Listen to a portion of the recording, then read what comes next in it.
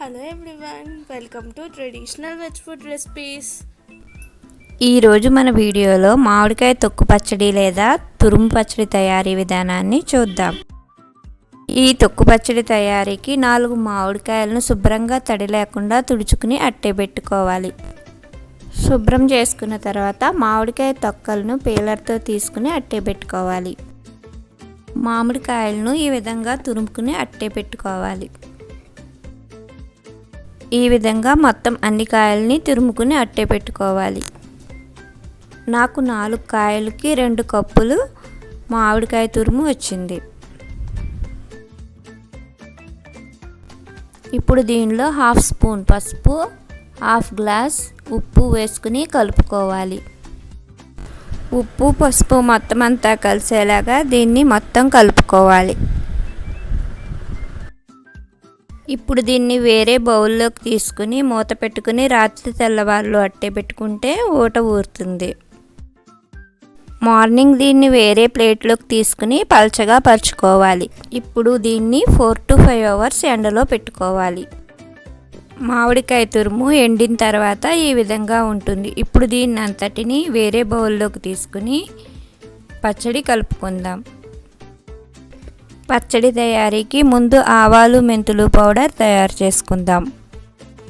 ఇప్పుడు స్టవ్ మీద ప్యాన్ పెట్టుకుని 1 స్పూన్ మెంతులు, 2 స్పూన్స్ ఆవాలు వేసుకుని గోల్డెన్ బ్రౌన్ కలర్లోకి వచ్చేదాకా ఫ్రై చేసుకోవాలి.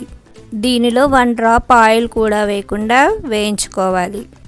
ఆవాలు తెలుపు రంగులోకి మారి మెంతులు గోల్డెన్ బ్రౌన్ కలర్లోకి మారిన తర్వాత స్టవ్ ఆఫ్ చేసుకోవాలి. ఆవాలు చిటపటమని పేలుతాయి, అప్పుడు వేగినట్లు. ఆవాలు మెంతులను మిక్సీ గిన్నెలోకి తీసుకుని వాటిని మెత్తగా గ్రైండ్ చేసుకోవాలి. ఆవాలు మెంతులు చల్లారిన తర్వాత అప్పుడు గ్రైండ్ చేసుకోవాలి. ఇప్పుడు ఇంగువ నూనె కాచుకోవాలి. 1 గ్లాసు నువ్వుల నూనె తీసుకుని దీనిలో ఇంగువ వేసుకుని కాచుకోవాలి. ముద్ద ఇంగువ తీసుకుంటే ఇంగువ ఘాటు బాగుంటుంది. మనం ముందుగా వేయించి అట్టబెట్టుకున్న ఆవాలు మెంతులను చల్లారిన తర్వాత ఈ విధంగా మెత్తగా గ్రైండ్ చేసుకోవాలి. ఈ వేయించిన ఆవాలు మెంతులు పౌడర్ గ్లాసులో సగానికి తీసుకోవాలి. మనం ఆడుకున్న దాంట్లో కొద్దిగా మెంతి పౌడర్ మిగిలితే అట్టే పెట్టేశాను. మొత్తం ఎక్కువగా వేసేసుకున్న పచ్చడి చేదు వస్తుంది.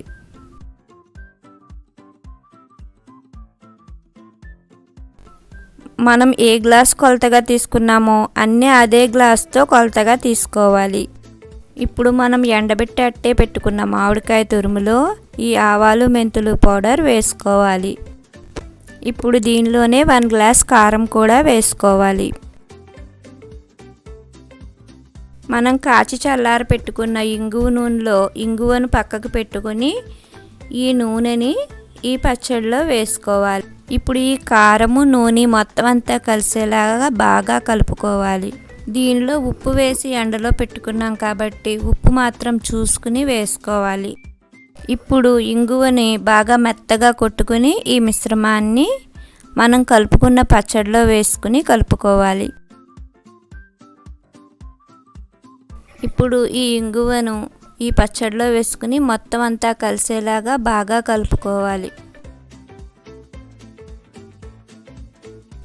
అవసరమైతే దీనిలో కొద్దిగా ఉప్పు నూనె వేసుకుని కలుపుకోవాలి. ఈ తొక్కు పచ్చడిని గట్టి మూత ఉన్న డబ్బాలోకి తీసుకుని పెట్టుకుంటే సంవత్సరం పాటు నిలవ ఉంటుంది. ఆ వీడియోస్ మీకు నచ్చినట్లయితే ప్లీజ్ సబ్స్క్రైబ్ మై ఛానల్. పక్కనే ఉన్న గంట సింబల్ నొక్కితేనే వీడియోస్ పెట్టగానే నోటిఫికేషన్ వస్తుంది.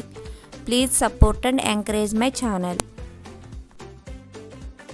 Thanks for watching my videos. Please like, share and subscribe my channel.